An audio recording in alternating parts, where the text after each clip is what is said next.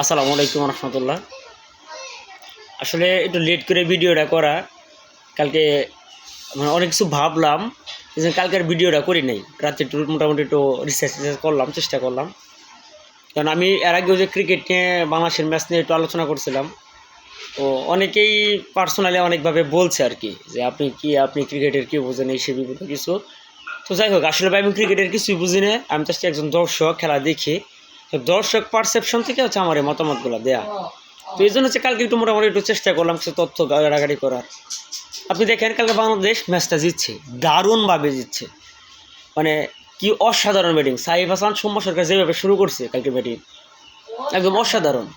তাইলে এই ম্যাচ বাংলাদেশ এত মানে ব্যবধানে জিততে পারলো। কিন্তু আমার কথা হচ্ছে, কালকে প্রথম থেকে যেভাবে হচ্ছে যে মানে আমরা প্রথম যদি দেখলাম খুব স্ট্রাগল করতে হচ্ছে পিচে, খুব স্ট্রাগল করতেছে, ব্যাপক স্পিন ধরতেছে, খুব স্ট্রাগল করতেছে, একদম ডিফেন্সিভ মোড। মানে হচ্ছে আক্রমণাত্মক কোনো মোডই নেই, সবসময় ডিফেন্সিভ মোড।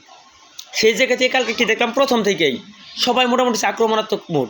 ওনারা সবাই খেলতেছে, সাইফ হাসান মারতেছে, সৌম্য সরকারের বল বাইতেছে, মারতেছে, এই যে বিষয়গুলা। তাহলে প্রথম 2 দিন সবাই আপনার হচ্ছে যে ডিফেন্সিভ মোড।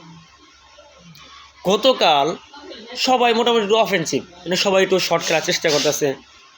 মোটামুটি কালকে দেখেন যে যারাই মাঠে নামছে চেষ্টা করছে শর্ট খেলার আর কি, যে বলগুলো পাচ্ছে শর্ট খেলার চেষ্টা করছে।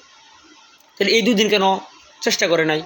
তার মানে বুঝতে হবে এই 2 দিন তাদেরকে ফ্রিডম দেওয়া হয়নি। এটা কিন্তু বাস্তবতা, এটাই হচ্ছে আলোচনার মূল টপিক। এই 2 দিন তাহলে কি তাদেরকে ফ্রিডম দেয় নাই? যে না, এটা হচ্ছে যে ডিফেন্সিভ পিচ, এই পিচে আসলে স্পিন ধরবে, বল টার্ন করবে, ওই মাইরা কিন্তু খেলতে পারবে না। তো মোটামুটি তোমরা হচ্ছে একটু দেখে শুনে আস্তে আস্তে আস্তে ডিফেন্স করে খেলো, এরকম তাদেরকে কোনো নির্দেশনা দেওয়া হয়েছে। আচ্ছা, এটা একটা টিম ম্যানেজমেন্ট দিতেই পারে, টিম ম্যানেজমেন্টের জায়গা থেকে। কিন্তু সেটা কি এমন প্রভাব পড়ে কিনা বা এমন প্রভাব ফালাইছে কিনা যে তোমার ডিফেন্সিভ খেলতে বলছে, তুমি ডিফেন্সিভই খেলবা, তোমার নিজের স্বাধীনতা নাই, এরকম কিনে? কারণ কালকে দেখলাম প্রথম থেকে সাইফ মারতেছে, কালকে দেখলাম প্রথম দিক থেকে সৌম্য সরকার মারতেছে এবং ভালো এক্সিকিউট হয়েছে। আমি বলতেছি না যে তার আউট হয়ে যাইলেও যাইতে পারতো, ওটা না। কিন্তু তারা তো খেলছে, মানে মারতে তো গেছে, খেলছে, এক্সিকিউট করছে, ভালো হয়েছে। তো প্রথমত কথা হচ্ছে এইটাই, যে আসলে তাদেরকে কি আসলে তাদেরকে যে ফ্রিডম দেওয়া, তাদেরকে যে স্বাধীনতা দেওয়া, যে তুমি তোমার মতো করে তুমি তোমার ইনিংসটারে সাজাও, একটা মানে বিল্ড আপ করো ইনিংসটারে, এই ফ্রিডম তাদেরকে আসলে দেওয়া হয় কিনা? যদি দেওয়া না হয় তাহলে আমি যেটা বলবো, তাহলে এটা একটা সিন্ডিকেটের মতো অন্তর্ভুক্ত, এই সিন্ডিকেট ভাঙতে হবে।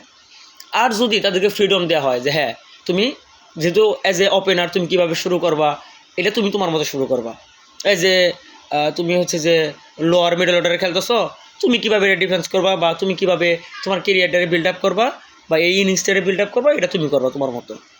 এই যে একটা ফ্রিডম দেওয়া, ভাই ফ্রিডম পাইলেই সবাই নিজের জায়গা থেকে ভালো কিছু করবে, এটাই বাস্তবতা। আপনার ফ্রিডম দেওয়া উচিত।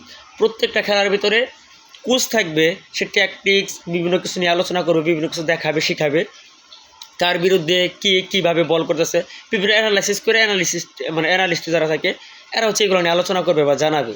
কিন্তু তার মানে এই নিয়ে যে আপনি তারে ধরে বাইদায় দিবেন যে একটা ফুল টাচ বল আপনার ডিফেন্স করতে হবে, এইটার তো ভাই কোনো প্রয়োজন নাই। আমি মনে করি যে এই ফ্রিডমটুকু দেওয়া উচিত, যে তুমি তোমার মতো এই ইনিংসটাকে বিল্ড আপ করো, as a opener, as a মানে তুমি মিডল অর্ডারে খেলো, লোয়ার মিডল অর্ডারে খেলো, বা অ্যাজ এ বোলার, তুমি তোমার মতো করে এটারে হ্যান্ডেল করো। লাস্টে আমি তোমার প্ল্যান বলতে পারি, এইগুলো করতে পারি, এইগুলো নাও করতে পারো, কিন্তু সেটা তো সম্পূর্ণ তোমার মধ্যে থাকবে। এরকম ফ্রিডম দেওয়া উচিত। যদি এরকম ফ্রিডম দেওয়া হয়, ইনশাআল্লাহ ভালো কিছু হবে, এটা আমার মনে হয়। তো আমার কাছে যতটুকু মনে হয়েছে এই ফ্রিডমটা ক্রিকেটারকে দেওয়া হয়নি। এই জন্য প্রথম 2টা ম্যাচ তারা যথেষ্ট খারাপ করছে বলতে আমি বলতেছি না যে একটা ম্যাচ তো 1 রানে হারলো, ওই তাও সুপার ওভারে গিয়ে আরেকটা ম্যাচ জিতছে, আমি ওটা বলতেছি না যে খারাপ করছে। আমার কথা খারাপ হচ্ছে এটাই যে বাংলাদেশ বেশি ডিফেন্সিভ খেলে ফেলছে, বেশি আপনার হচ্ছে যে ডট বল খেলে ফেলছে, যেগুলো থেকে বের হয়ে আসা প্রয়োজন ছিল। তো আপনার এগুলো থেকে বের হয়ে আসতে হবে। দিন শেষে এটাই কথা, পিচ ভালো হোক খারাপ হোক, আপনি যদি বলেন যে পিচ কন্ডিশনে ছিল না, ওয়েস্ট ইন্ডিজ তো খেলছে, আমরা নয় এই পিচে খেলার অভ্যস্ত আছে, কিন্তু ওয়েস্ট ইন্ডিজ তো নাই।